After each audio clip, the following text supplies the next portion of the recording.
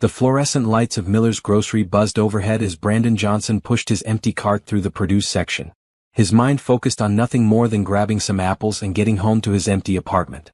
7 months had passed since the divorce papers were signed, 7 months since he'd walked away from the biggest mistake of his life, and 7 months since he'd seen Camille. That's when he saw her. She stood by the organic vegetables, one hand resting on her lower back, the other carefully selecting tomatoes. But it wasn't her familiar grace or the way her dark curls caught the light that made his world stop spinning. It was the unmistakable curve of her belly beneath her bright blue maternity dress. 7 months pregnant. Brandon's grip tightened on the shopping cart handle until his knuckles turned white. His breath caught in his throat as the math crashed through his mind like a freight train. 7 months pregnant. 7 months since their divorce. 8 months since their last night together as husband and wife. She never did it.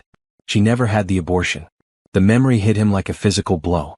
That terrible night when she told him about the pregnancy, her eyes shining with joy and hope. "Brandon, we're having a baby," she'd whispered, her hands trembling as she showed him the positive test. And instead of pulling her into his arms and spinning her around like he should have, like every fiber of his being wanted to, he'd said the words that destroyed everything. "We can't afford a baby right now, Camille. My business is drowning. We're drowning. Maybe we should consider other options." The light had died in her eyes that moment. The hope crumbled. And 3 weeks later, she'd handed him divorce papers with tears streaming down her face. "I won't stay married to a man who doesn't want his own child," she'd said. "I won't force you into a life you clearly don't want." Now, watching her carefully place tomatoes in her cart, he saw the truth written in every careful movement, every protective gesture toward her belly. She'd chosen their child over their marriage. She'd chosen love over his fear. Camille turned slightly, and for one heart-stopping moment, their eyes met across the produce section. Her face went pale, and Brandon saw her hand instinctively move to protect her stomach. Even now, even carrying his child, she was protecting their baby from him. How could you let her go through this alone? What kind of man walks away from the woman he loves when she needs him most? The questions hammered through his mind as he watched her quickly look away, her movements becoming hurried, desperate to escape. She abandoned her cart and walked quickly toward the exit, leaving behind the groceries she'd carefully selected. Brandon dropped his own cart and followed, his heart pounding with each step. He had to talk to her. He had to know about the baby.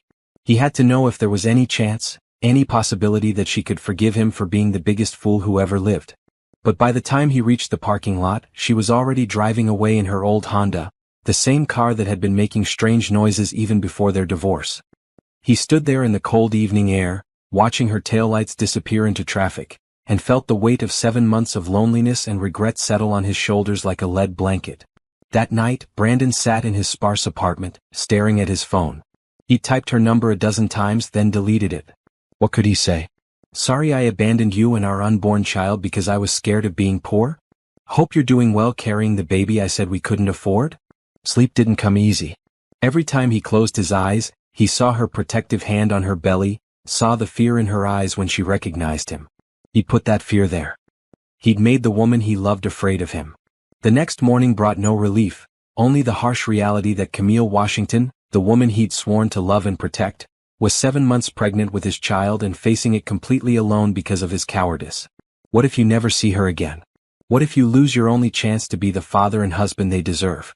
Can you really live with that regret for the rest of your life? Subscribe and share your thoughts below. Do you think Brandon deserves a second chance, or has he lost the right to be part of his child's life? Your opinion matters to this story's journey. Brandon spent that entire day driving through Camille's old neighborhoods, hoping for another glimpse of her, another chance to at least try to make things right. Because seeing her pregnant had awakened something in him that 7 months of loneliness couldn't touch. It wasn't just regret or guilt, though those emotions tore through him like wildfire. It was love. Pure, desperate, all-consuming love for both Camille and the child they'd created together. By evening he'd made a decision. He might have been a coward 7 months ago, but he wouldn't be one anymore. He was going to find Camille, and he was going to spend every remaining day of her pregnancy proving that he could be the man she and their baby deserved. Even if it was too late for their marriage, it wasn't too late for him to be a father. The question that kept him awake that second night wasn't whether he could find her. It was whether she'd let him close enough to try. Brandon had always prided himself on being a man who could fix things. Broken pipes, cracked foundations, damaged roofs, he could handle it all with his hands and the right tools. But 8 months ago, when his world started falling apart, he discovered that some things couldn't be fixed with a hammer and nails. Johnson Construction had been his dream since he was 12 years old, watching his father lay bricks and pour concrete. By 25, Brandon had built it into a respectable business with 6 employees and more work than he could handle. That's when he met Camille Washington at a community center fundraiser, where her nonprofit was partnering with local contractors to build a playground. She wore a bright red dress that day, and when she smiled at him over the blueprints, Brandon knew his bachelor days were over. Camille was everything he'd never known he wanted. She was smart, working as a social worker helping families in crisis. She was kind, always putting others before herself. She was strong, having worked her way through college and graduate school on her own after aging out of the foster system. Most importantly, she believed in him. When other people saw just another construction worker, Camille saw a man building something meaningful. She celebrated every contract he won, every employee he hired, every family whose home he helped repair. They married 2 years later in a small ceremony at the community center where they met. Brandon wore his best suit, and Camille wore a flowing white dress that made her look like an angel. Her foster mother, Mrs. Patterson, walked her down the aisle since Camille had no other family. Brandon's parents and 3 sisters filled the rest of the church, immediately adopting Camille as one of their own. The first 3 years of marriage were the happiest of Brandon's life. They bought a small house with a big backyard, perfect for the children they both wanted. Camille talked about converting the spare room into a nursery someday, her eyes bright with dreams of tiny cribs and mobiles spinning overhead. But then the economy shifted. Construction work slowed down. Big developers started choosing cheaper, less reliable contractors. Brandon's biggest client defaulted on a payment, leaving him unable to pay his workers for 2 weeks. He had to let 4 employees go, keeping only his most loyal crew. The stress ate at him like acid. He stopped sleeping well. He snapped at Camille over little things, then hated himself for taking his frustration out on the one person who deserved it least. He worked longer hours for less money, trying to keep the business afloat while watching their savings account drain away. Camille never complained. She picked up extra hours at the nonprofit, bringing in what money she could while still managing to keep their home peaceful and warm. She made his favorite meals on a budget that would have challenged a saint, never once mentioning that they hadn't gone out to dinner in 4 months. When the bank called about their mortgage payment being late, Brandon felt like he was drowning. He'd always been the provider, the one who took care of problems. Now he couldn't even keep their lights on without stress and careful planning. That's when Camille came home with the pregnancy test. Brandon was sitting at the kitchen table, surrounded by unpaid bills and collection notices. His head was in his hands, trying to figure out how to make numbers work that simply wouldn't cooperate. He heard her footsteps on the hardwood floor, heard her soft intake of breath as she saw the mess of papers. "Brandon," she said quietly, and something in her voice made him look up. She stood in the doorway between the kitchen and living room, her hands behind her back, wearing scrubs from her shift at the hospital where she counseled families in crisis. Her dark eyes held a mixture of joy and nervousness that he couldn't quite read.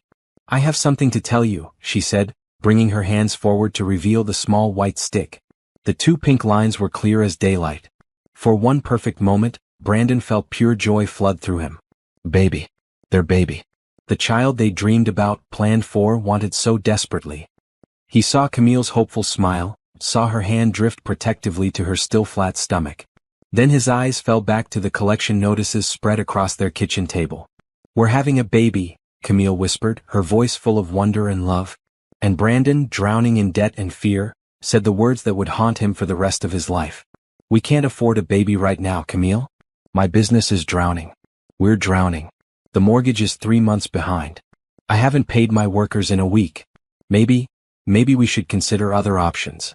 The silence that followed was deafening. Brandon watched the light fade from Camille's eyes, watched her protective hand press more firmly against her stomach, watched her dreams crumble in real time. "Other options," she repeated, her voice barely audible. "I'm not saying we have to," Brandon said quickly, hating himself even as the words came out. "I'm just saying maybe we should think about whether this is the right time." Camille turned and walked to their bedroom without another word. Brandon heard the door close, heard the lock click into place. He sat alone in the kitchen with his bills and his cowardice, knowing he'd just broken something precious that might never be whole again. She didn't speak to him for 3 days. When she finally did, it was to ask him a single question. "Do you want this baby, Brandon? Not can we afford it, not is the timing right. Do you want our child?" And Brandon, still drowning in fear and financial panic, gave her an honest answer that destroyed them both. "I don't know." 2 weeks later, Camille moved in with Mrs. Patterson. A week after that, she filed for divorce. The papers cited irreconcilable differences, but Brandon knew the truth. He'd failed as a husband when she needed him most. He'd chosen his fear over their love. Now, 7 months later, seeing her pregnant and alone, Brandon finally understood what he'd thrown away. Not just a marriage but a family. Not just a wife, but a woman who would have stood by him through anything if he'd just had the courage to stand by her. The worst part wasn't even his own regret. It was knowing that Camille had faced the last 7 months alone. Every doctor's appointment, every sleepless night wondering about the future, every moment of joy at feeling their baby kick, she'd experienced it all without the man who'd promised to love and protect her forever. Brandon stared out his apartment window at the city lights and made himself a promise. He might not be able to change the past, but he could spend whatever time remained proving he was ready to be the father and partner they deserved. Even if it was 7 months too late. The next 3 days passed in a blur of restless energy and careful planning. Brandon found himself driving past Miller's grocery every evening around 6, hoping to catch another glimpse of Camille. On Thursday, his patience was rewarded. She emerged from the store carrying 2 small bags, moving slowly and carefully.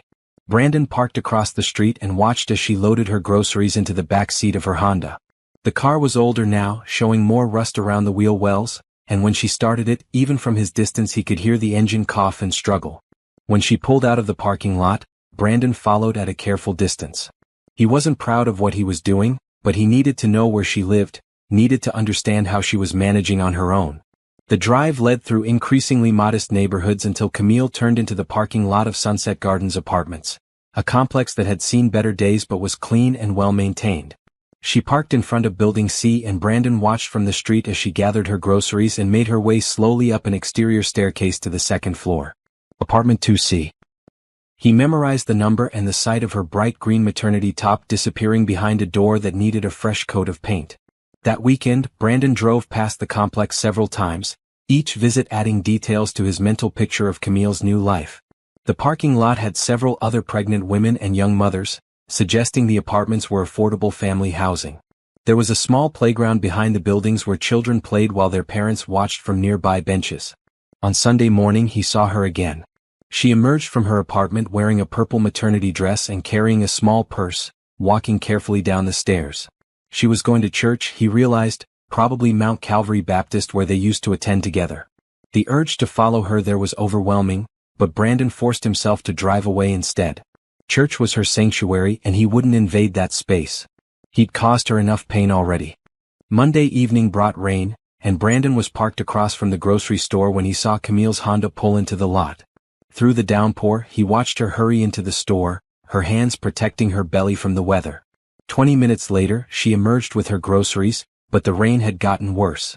Brandon watched her struggle to load her bags while trying to stay dry, and every instinct screamed at him to help. But he stayed in his truck, knowing his presence would only upset her. Camille drove home through the heavy rain, and Brandon followed at his usual careful distance.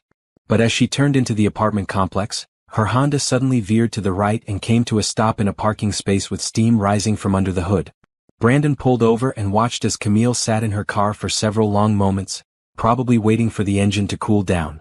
When she finally got out, she popped the hood and stared at the engine like she was hoping divine intervention might fix whatever was wrong. This time Brandon couldn't stay away. He grabbed an umbrella from behind his seat and jogged across the street. Camille looked up as he approached, and he saw the exact moment recognition hit her. Her face went pale and her hand moved instinctively to her belly. "Car trouble?" he asked, trying to keep his voice casual despite the way his heart was hammering. "It's fine," Camille said quickly, stepping back from the engine. "I'll call someone." "In this rain? Let me just take a quick look." Brandon moved to the front of the car and immediately saw the problem. A radiator hose had burst, spraying coolant everywhere. It was an easy fix, but not something that could be done in a parking lot during a rainstorm. "Your radiator hose blew," he said, closing the hood. "You'll need to have it towed." Camille looked at the rain, then at her groceries in the back seat, then at her apartment building across the parking lot. Brandon could see her calculating the cost of a tow truck, the cost of repairs, the logistics of getting everything upstairs in the downpour. "I'll carry your groceries up," he offered. "No," she said immediately. I can manage.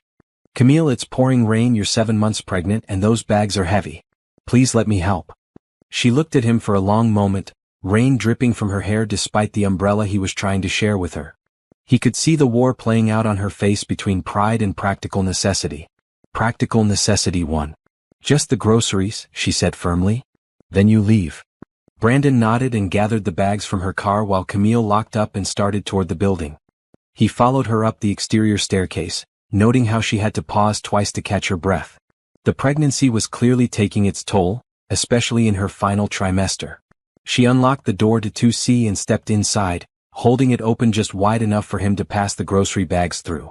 Brandon caught a glimpse of a small but tidy living room, a couch with a bright yellow throw pillow, and what looked like a bassinet in the corner. Thank you, Camille said, taking the bags. You can go now. But Brandon couldn't move. Standing this close to her, seeing the apartment where she was preparing to raise their child alone, the words came tumbling out before he could stop them. I'm sorry, he said. God, Camille, I'm so sorry. I was scared and stupid and I said things I never should have said. I've regretted it every single day for 7 months. Camille's grip tightened on the grocery bags. It's too late for apologies, Brandon. I know I have no right to ask for anything from you. But the baby? Is the baby healthy? Are you okay? Are you getting good medical care? For a moment, her defensive wall cracked and he saw the exhaustion underneath. The loneliness. The fear of facing everything ahead by herself. We're fine, she said quietly. The baby's due in 2 months. Everything looks normal. Good. That's good. Brandon hesitated, then pulled out his wallet. Let me pay for the car repairs. Please. It's the least I can do. I don't want your money. It's not charity, Camille. It's responsibility. I should have been helping all along. She was quiet for so long that Brandon thought she might close the door in his face. But finally she sighed. I'll pay you back. You don't have to pay me back. I want to do this. Camille met his eyes for the first time since he'd walked away from their marriage. This doesn't change anything between us, Brandon. 1 car repair doesn't make up for 7 months. I know, he said. But maybe it's a start. She closed the door without responding, but she hadn't said no to the help. It wasn't forgiveness, but it wasn't a complete rejection either. As Brandon walked back to his truck through the rain, he felt something he hadn't experienced in 7 months. Hope. Camille had accepted his help, even reluctantly. She'd let him close enough to see where she lived, to know she was preparing for their child. It was more than he deserved and less than he wanted, but it was something. Tomorrow he would arrange for her car to be fixed. And maybe, if he was very careful and very patient, he could find other ways to help without making her feel cornered or pressured. He might have lost the right to be her husband, but he was determined to earn the right to be their child's father. Even if he had to prove himself one small gesture at a time. Tuesday morning, Brandon called Patterson's Auto Repair, a shop he'd used for his work trucks. He explained that he needed a car towed from Sunset Gardens apartments and repaired, but the owner shouldn't know who was paying for it. Just tell her an anonymous donor covered the costs, Brandon said. Can you do that? Sure thing, Brandon. Happen to know this lady? Something like that. By afternoon, Brandon was driving past the apartment complex when he saw the tow truck loading Camille's Honda. He pulled over and watched her talking to the driver, probably getting information about when the car would be ready. That evening, he drove past again and saw her walking slowly around the parking lot, one hand pressed to her lower back. Even from a distance, he could see she was uncomfortable.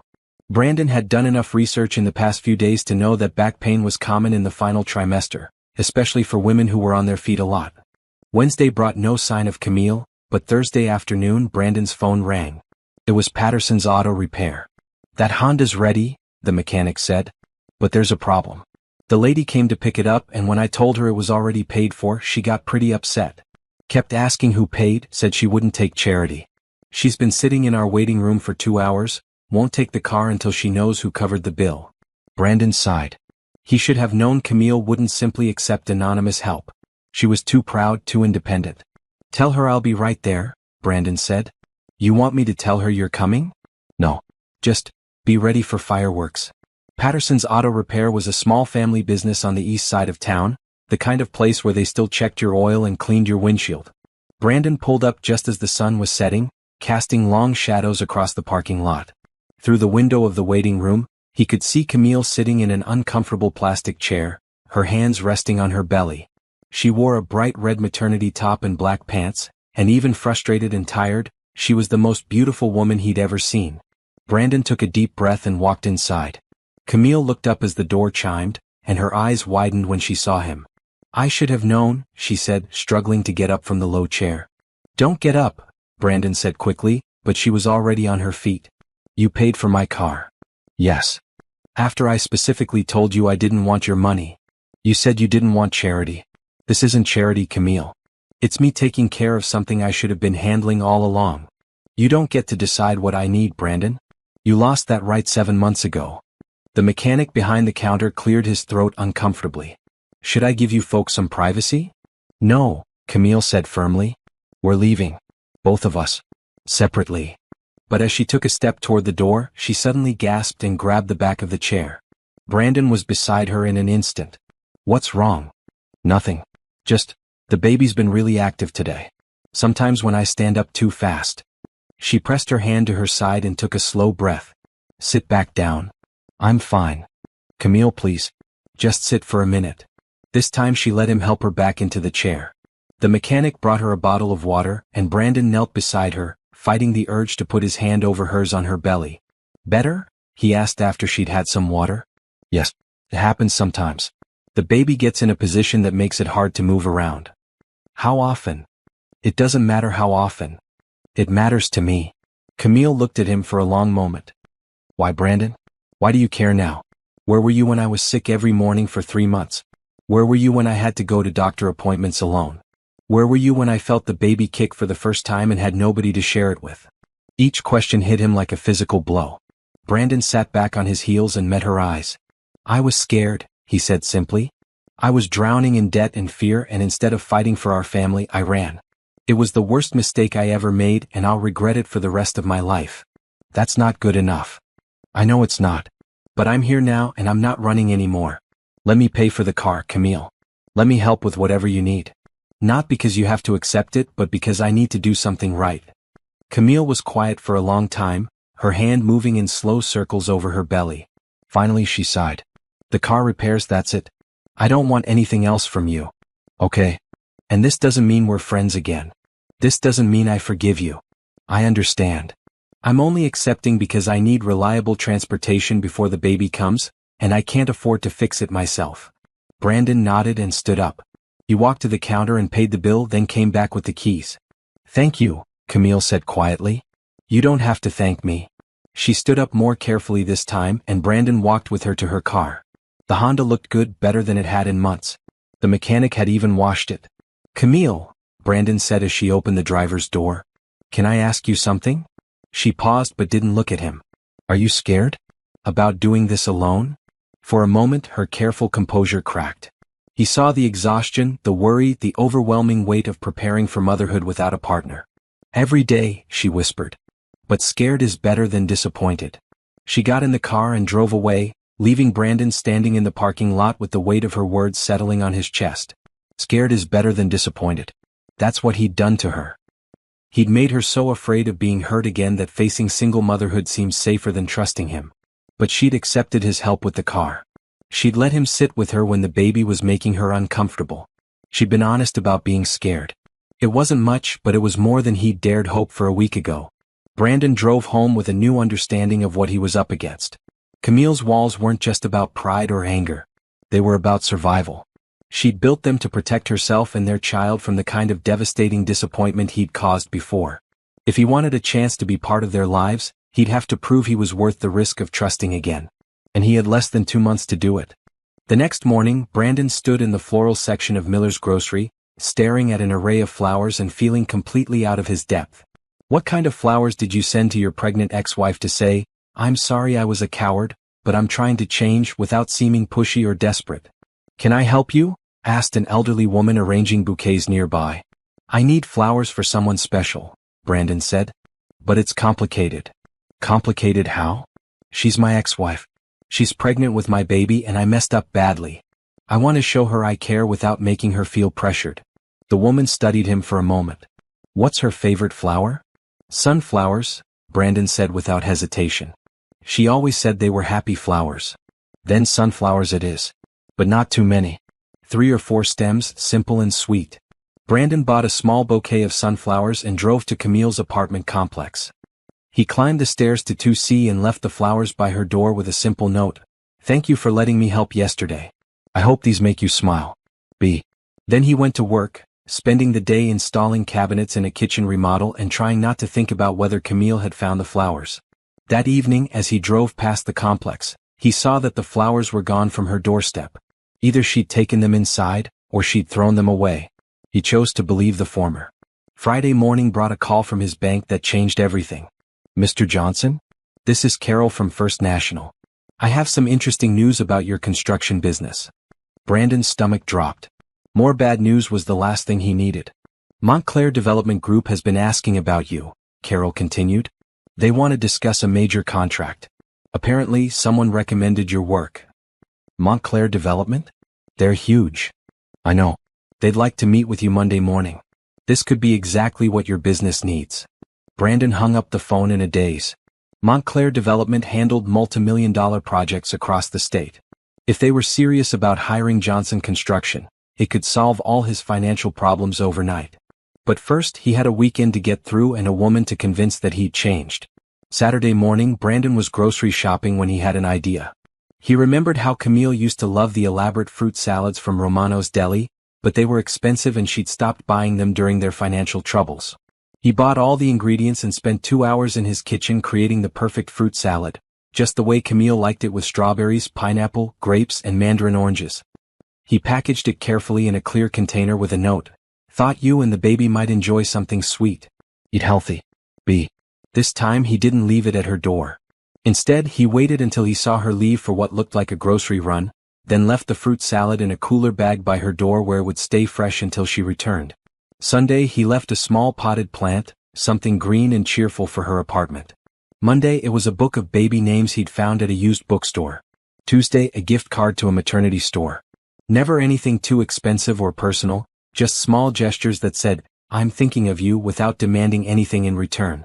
Thursday evening, Brandon was leaving work when his phone rang. Unknown number. "Hello?" "Stop." It was Camille's voice, quiet but firm. "Camille? Stop leaving things at my door. Stop following me around. Just stop." Brandon pulled over to the side of the road. "I wasn't trying to stalk you. I just wanted to help." "I don't need help. I need space." "I know you don't need help. But you deserve support, and I should be the one giving it to you." "You don't get to decide what I deserve, Brandon. You made your choice 7 months ago. I made the wrong choice. I'm trying to make better ones now." There was a long silence. When Camille spoke again, her voice was tired. "The flowers were nice. And the fruit salad. But you can't just show up in my life with gifts and expect everything to be okay." "I don't expect that." "Then what do you expect?" Brandon closed his eyes and tried to find the right words. "I don't expect anything, Camille. I just hope. I hope that maybe someday you'll give me a chance to prove I'm not the same man who walked away from you.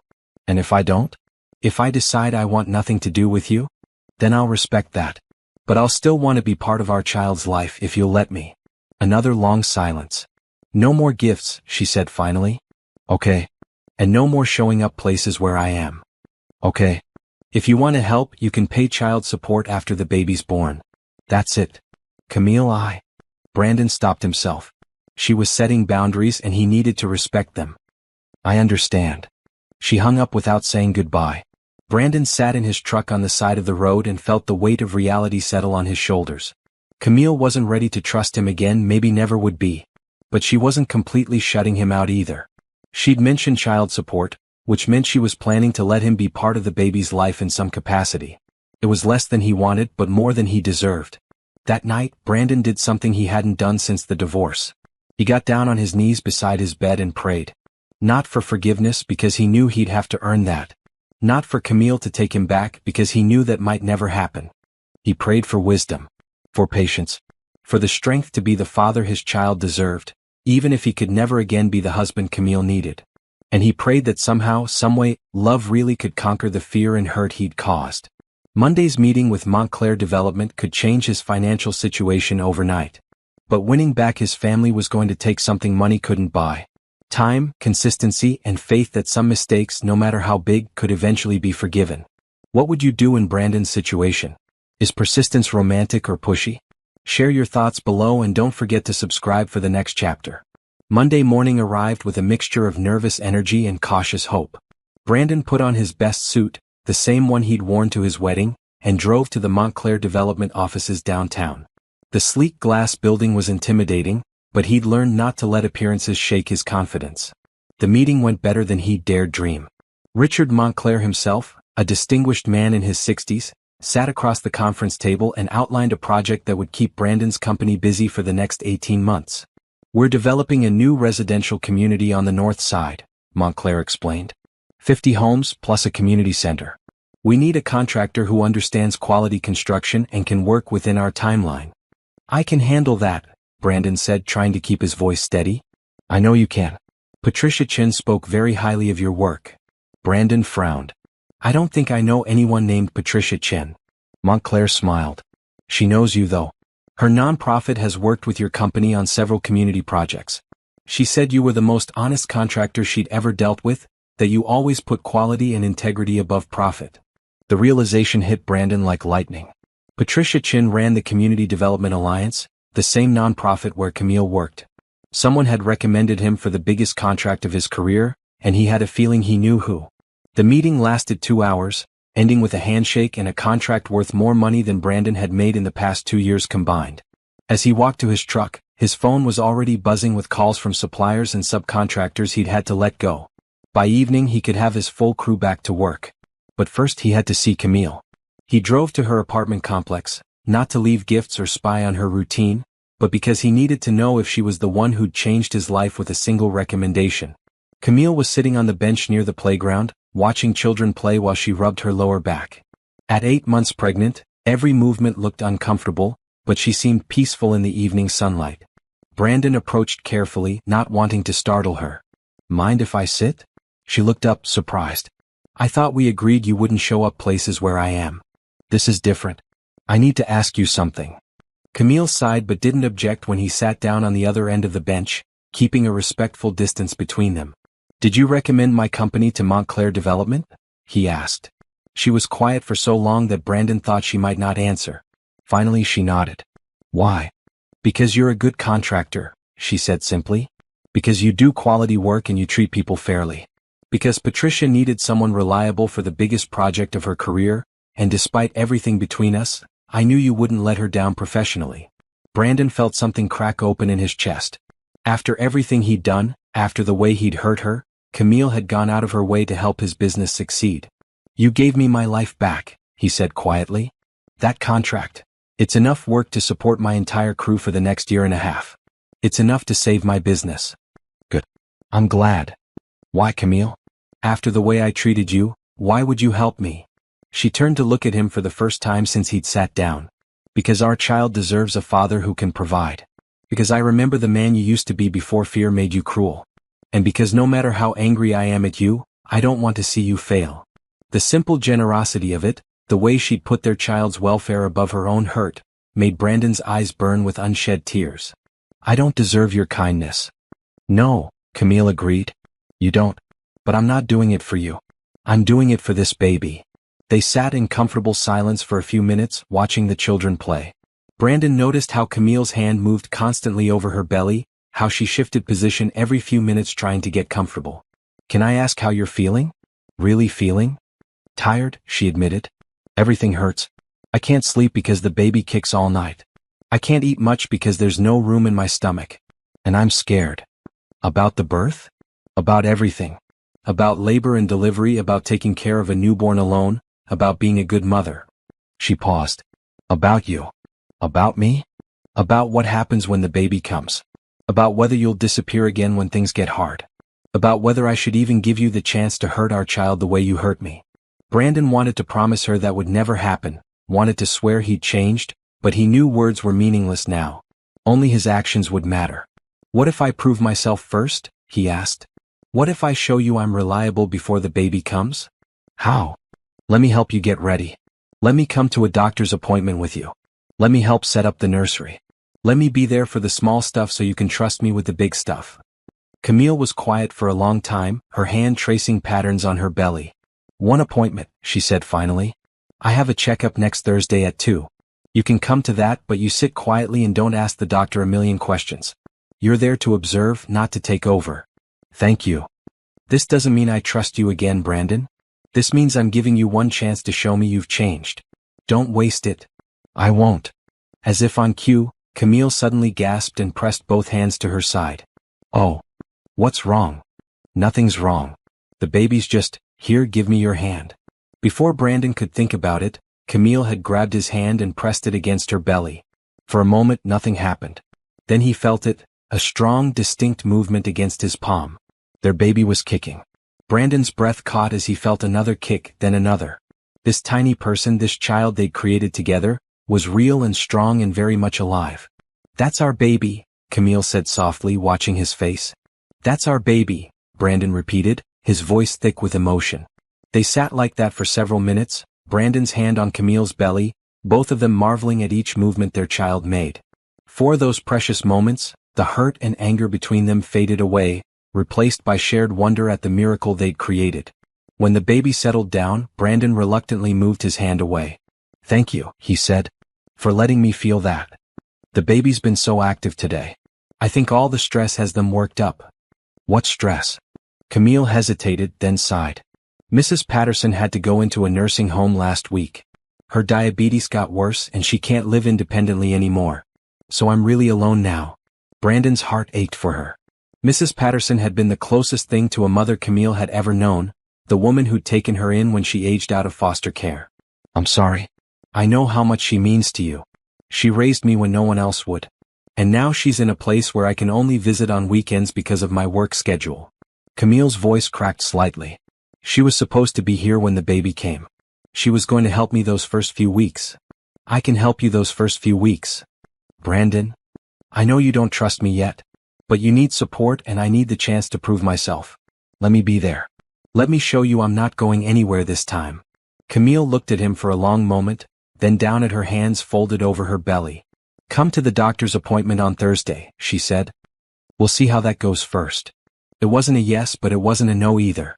Brandon nodded and stood up carefully, not wanting to break the fragile peace between them. I'll see you Thursday at 2, he said. As he walked back to his truck, Brandon felt lighter than he had in months. Camille had given him a chance, one chance to prove he was worthy of being their child's father. He wasn't going to waste it. Thursday afternoon found Brandon sitting in the waiting room of Dr. Sarah Martinez's obstetrics practice, surrounded by pregnant women and their partners. He'd arrived 15 minutes early wearing a button-down shirt and clean jeans, his hands folded carefully in his lap. When Camille walked in precisely at 1:55, wearing a bright blue maternity dress that made her glow, Brandon stood up immediately. Thank you for letting me come, he said quietly. Just remember what I said. You're here to observe. They checked in at the front desk, and Brandon noticed how the receptionist smiled warmly at Camille, clearly familiar with her. During the months they'd been apart, Camille had built relationships here, faced appointments and questions alone, made decisions about their child's health without him. The weight of what he'd missed settled heavily on his shoulders. Camille Washington, a nurse called and they followed her back to an examination room. The walls were covered with ultrasound photos and baby pictures, testimonials to the lives that had begun in this very space. Dr. Martinez entered a few minutes later, a warm woman in her 50s who greeted Camille with genuine affection. How are we feeling today? She asked, then noticed Brandon. And who do we have with us? This is Brandon, the baby's father, Camille said, her voice carefully neutral. Wonderful. It's so nice to meet you, Brandon. Are you excited about becoming a daddy? Yes, ma'am. Very excited. Dr. Martinez had Camille lie back on the examination table and began the routine checkup. Brandon watched, fascinated, as she measured Camille's belly, listened to the baby's heartbeat with a Doppler device, and checked her blood pressure. Everything looks perfect, Dr. Martinez announced. Baby's measuring right on schedule, heartbeat is strong and steady. How are you sleeping? Not great, Camille admitted. The baby's very active at night. That's normal in the 3rd trimester. Baby, are you listening in there? Your mama needs her rest. She turned to Brandon. Dad, you can help by making sure she's comfortable. Extra pillows, back rubs, whatever she needs. Brandon nodded, though he knew Camille was managing alone. Any questions from either of you? Brandon had a million questions, but he remembered his promise to observe quietly. Instead, Camille asked about labor signs and when to come to the hospital. You're at 36 weeks now, Dr. Martinez said, so we're in the safe zone if baby decides to come early. But I think you'll make it to your due date. First babies usually do. As they prepared to leave, Dr. Martinez handed Brandon a folder of information. Everything you need to know about the next few weeks, she said. Labor signs, what to pack for the hospital, newborn care basics. Study up, Dad. You're going to be very busy soon. Outside the medical building, Camille and Brandon walked slowly toward their cars. That went well, Brandon said. Dr. Martinez is wonderful. She's been taking good care of us. I can tell. She clearly cares about you. They reached Camille's Honda and she turned to face him. During the comfort position segment, Linda had the partners practice massage techniques and supportive holds. Okay, partners, your job is to provide counterpressure during contractions, Linda said. Mom, you tell him exactly where you need pressure and how much. Brandon placed his hands carefully on Camille's lower back, applying gentle pressure where she directed. For a moment, it felt natural, like they were really preparing for this together. That's good, Camille said quietly. A little lower. They practiced different positions and techniques for 2 hours, with Brandon following Camille's lead and supporting her however she needed. When they took a break, several other couples commented on how well they worked together. How long have you been married? Asked the woman on the mat next to them. We're not married, Camille said simply, and Brandon felt the familiar pang of regret. During the final hour they watched a video of actual births, and Brandon realized how intense and overwhelming labor would be. The idea of Camille going through that alone, without someone to advocate for her and comfort her, made his chest tight with anxiety. As they packed up to leave, Linda handed each couple a birth plan worksheet. Take this home and discuss what kind of birth experience you want, she said. Pain management options, who you want in the delivery room, music preferences, that kind of thing. Communication is key. In the parking lot, Brandon and Camille walked slowly to their cars. Thank you for letting me come, Brandon said. I learned a lot. You did well. You didn't try to take over or act like you knew everything. I don't know anything. That's why I needed to be there. Camille smiled, the first real smile he'd seen from her since before their divorce. The breathing techniques will help. And now you know what to expect in the delivery room. Am I going to be in the delivery room? The question hung between them like a bridge they weren't sure they were ready to cross. I don't know yet, Camille said honestly. Ask me again in a few weeks. It wasn't a yes, but it wasn't a no. Brandon nodded and watched her drive away, feeling like they were making real progress. Monday morning brought the start of the Montclair project, and Brandon threw himself into work with renewed energy. Having a steady income for the next 18 months meant he could focus on proving himself to Camille without the constant stress of financial worry. The project site was buzzing with activity. Brandon's crew of 6 men were back to work, grateful to have steady employment again. The work was challenging but satisfying, building homes that families would love for generations. Richard Montclair visited the site on Wednesday, walking through the framed houses with obvious satisfaction. Excellent work, Brandon, he said. You're ahead of schedule and the quality is exactly what we wanted. Thank you, sir. My crew is motivated to do their best. I can tell. Listen, I have another project starting in the fall. Smaller scale, but it might interest you. A community center for underprivileged youth. Brandon's ears perked up. Community projects were exactly the kind of work that had originally attracted Camille to him. I'd definitely be interested. Good. Patricia Chin will be overseeing that project as well. She speaks very highly of you. That evening, Brandon called Patricia Chin directly. I wanted to thank you for recommending me to Montclair, he said. This contract is going to save my business. You earned that recommendation with years of quality work, Patricia said. But I have to ask, how are things with Camille? Slowly improving, I hope. I'm trying to prove I've changed. Good. That girl has been through enough. She deserves someone who will stand by her. I know.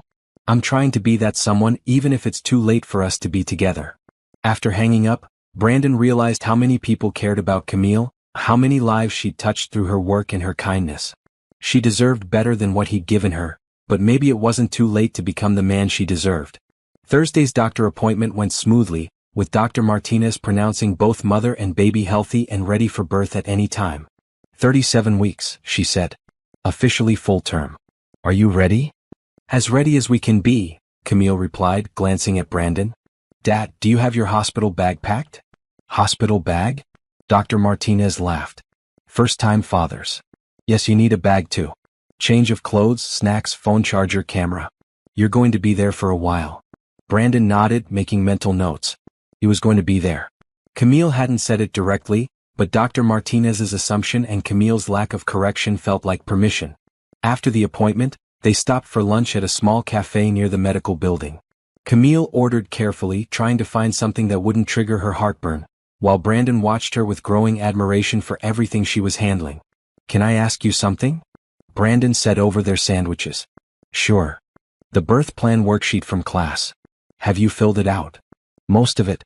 I want to try natural childbirth, but I'm open to pain medication if I need it. I want the lights dimmed and soft music playing.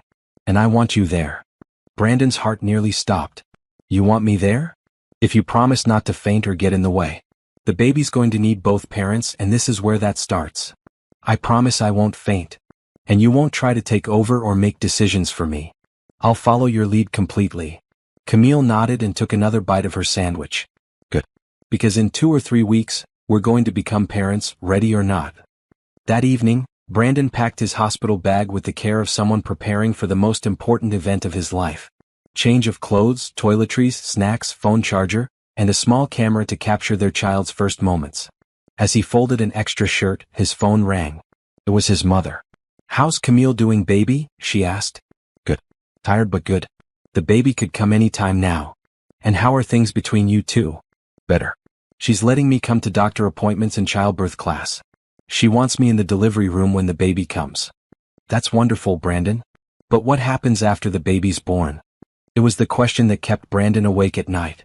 He'd been so focused on earning his way back into Camille's life during pregnancy that he hadn't fully considered what came next. "I don't know, Mama. I just know I want to be the best father I can be. And the best husband? If she'll have me. But I'm not counting on that. I hurt her too badly. Love is a powerful thing, son. And you two created something beautiful together. Don't give up hope." After hanging up, Brandon sat in his quiet apartment and thought about the future. In a few weeks, he'd hold his child for the first time. He'd officially become a father, with all the responsibilities and joys that entailed. Whether Camille ever forgave him enough to be a family again remained to be seen. But for the first time in months, Brandon believed it might be possible. After all, miracles had been happening all around him lately. His business was thriving, Camille was trusting him again, and soon they'd welcome their child into the world. Maybe the biggest miracle of all was still to come. The phone call came at 2:47 a.m. on a Tuesday morning, jolting Brandon from deep sleep. "Brandon." Camille's voice was tight with anxiety. "I think something's wrong." Brandon was instantly awake, already reaching for his clothes. "What's happening?" "I've been having contractions for the past hour. They're not regular, but they're strong. And I'm bleeding a little bit. I'm on my way." "Are you calling the doctor?" "I already did. She said to come to the hospital." "Don't drive yourself. I'll be there in 10 minutes. Brandon threw on clothes and grabbed his keys, his heart pounding with fear and adrenaline. 38 weeks was full term, but something about Camille's voice told him this wasn't normal labor. He made it to her apartment in 8 minutes and found her sitting on her couch, breathing through a contraction with one hand pressed to her belly and the other gripping the arm of the sofa. "How bad is the pain?" he asked, kneeling beside her. "Bad. Different from the practice contractions." Another wave hit her and Camille doubled over, breathing hard. Brandon helped her to his truck, supporting her weight as they made their way carefully down the stairs. The ride to the hospital took 15 minutes that felt like hours, with Camille having 2 more contractions along the way. At Mercy General, they were taken immediately to a labor and delivery room where Dr. Martinez was waiting. "Let's see what's going on," she said calmly, helping Camille onto the bed and hooking her up to monitors. The next hour was a blur of tests and monitoring. The contractions were real but irregular. The bleeding was minor but concerning. The baby's heartbeat was strong, but Camille's blood pressure was elevated. "It's not active labor yet," Dr. Martinez finally announced. "But it's definitely early labor and I'm concerned about the bleeding and your blood pressure, Camille. I want to keep you here for observation." "Is the baby okay?" Brandon asked. "The baby is fine. But Camille's body is showing signs of stress. Sometimes that happens when mom is dealing with too much emotionally or physically." Dr. Martinez gave them a meaningful look. "Camille, is there anything going on at home that might be causing extra stress?" Camille glanced at Brandon, then looked away. "I've been doing everything alone for 8 months. I'm tired." "What about now? Do you have support for when the baby comes?" "Brandon's been helping recently, Camille said quietly. But I don't know what happens after the baby's born. Dr. Martinez nodded understanding. The uncertainty isn't good for you or the baby. You need to know what your support system looks like. She left them alone to rest, and Brandon pulled a chair close to Camille's bed. What can I do? He asked. How can I help reduce your stress? I don't know, Brandon. I'm scared. Of the birth. Of everything. Of labor, of taking care of a newborn, of doing it alone. Camille's voice cracked. Of trusting you and having you disappear again when things get hard. Brandon reached for her hand, and this time she didn't pull away. I'm not disappearing, he said firmly. I made that mistake once and it nearly destroyed the best thing that ever happened to me. I won't make it again. How do I know that? How do I know you won't get scared when the baby cries all night or when money gets tight again? Because I've been scared for 8 months without you and nothing could be worse than that. Because I'd rather face any challenge with you than face an easy life without you. Camille studied his face in the dim hospital lighting. The doctor's right. I need to know what my support system looks like. What do you want it to look like? I want help with night feedings. I want someone to hold the baby while I shower. I want someone to go to the grocery store when I'm too tired to leave the house. Camille paused. I want someone who won't run when parenthood gets overwhelming. I can be that someone. Can you? Really? Brandon squeezed her hand gently. Let me prove it.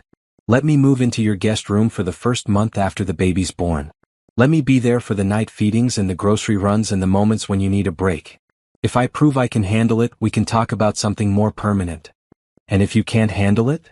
Then you'll know for sure and you can make decisions based on that. But Camille, I'm not going anywhere. I love you and I love our baby, and I'm done letting fear make my choices. The monitors showed Camille's blood pressure starting to stabilize as the stress in her face eased. 1 month, she said finally. You can stay for 1 month after the baby's born. But you sleep in the living room, not the guest room. I'm turning that into a nursery. Deal? And if you leave, if you decide parenthood is too hard, you don't get a second chance to come back. I understand. And Brandon? I'm not ready to talk about getting back together. This is about co-parenting, not romance. Brandon's heart ached, but he nodded. Co-parenting. I understand. Camille's contractions gradually stopped over the next few hours, and by morning, Dr. Martinez was satisfied that the immediate crisis had passed. Your blood pressure is back to normal and the baby looks great, she said. But I want you on modified bed rest for the next week. Light activity only, plenty of rest and no stress.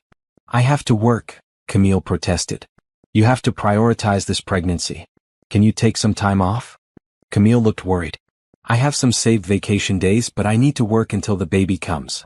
I can help with expenses, Brandon offered. Let me cover your bills for the next few weeks so you can rest properly. Brandon? It's not charity. It's taking care of our child by taking care of his mother. Dr. Martinez smiled. That sounds like a good support system to me. They spent the rest of the morning making plans. Brandon would pick up groceries and handle errands. Camille would rest and focus on staying healthy. They would finish setting up the nursery together, and Brandon would be on call 24/7 in case labor started again. As they prepared to leave the hospital, Camille turned to Brandon. Thank you for coming last night. For being there when I was scared. That's what partners do. Co-parents, Camille corrected. Co-parents, Brandon agreed. But in his heart he hoped that someday it might be more. The scare had shaken both of them, but it had also clarified something important.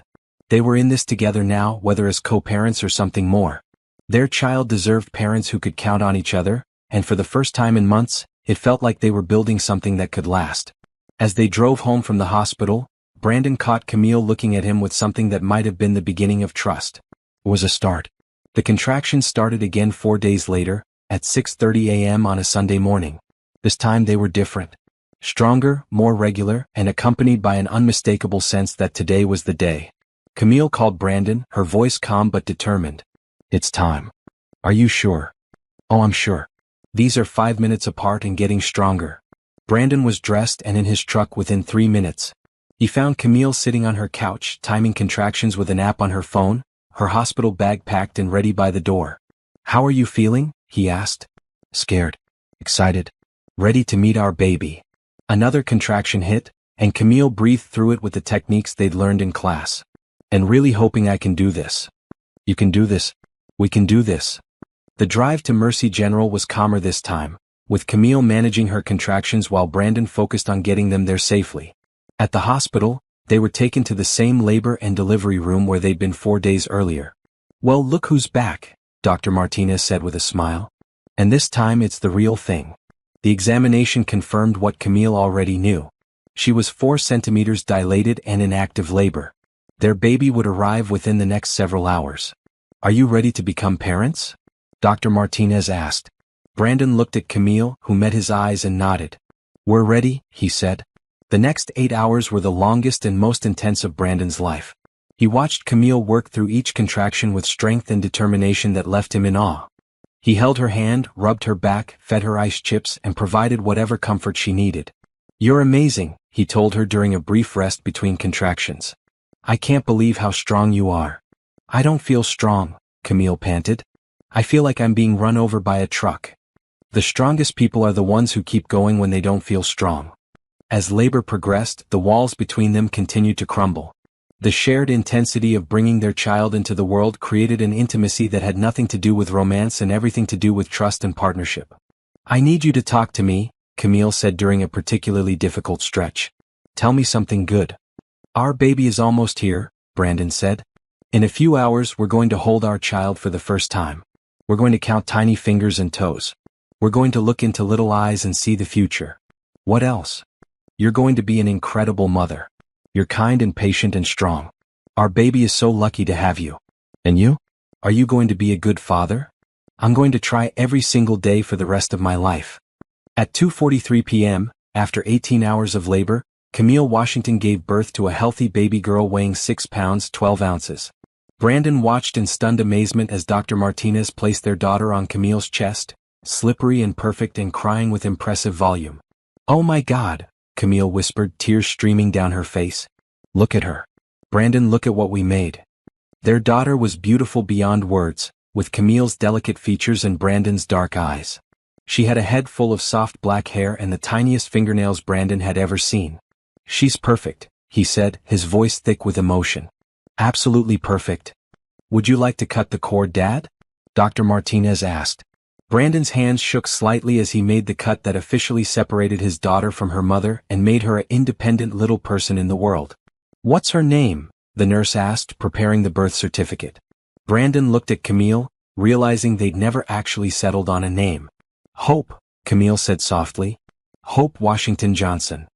"Hope Washington Johnson," Brandon repeated, love overwhelming him at the sound of their daughter's name. The next few hours passed in a blur of tests, measurements, and forms.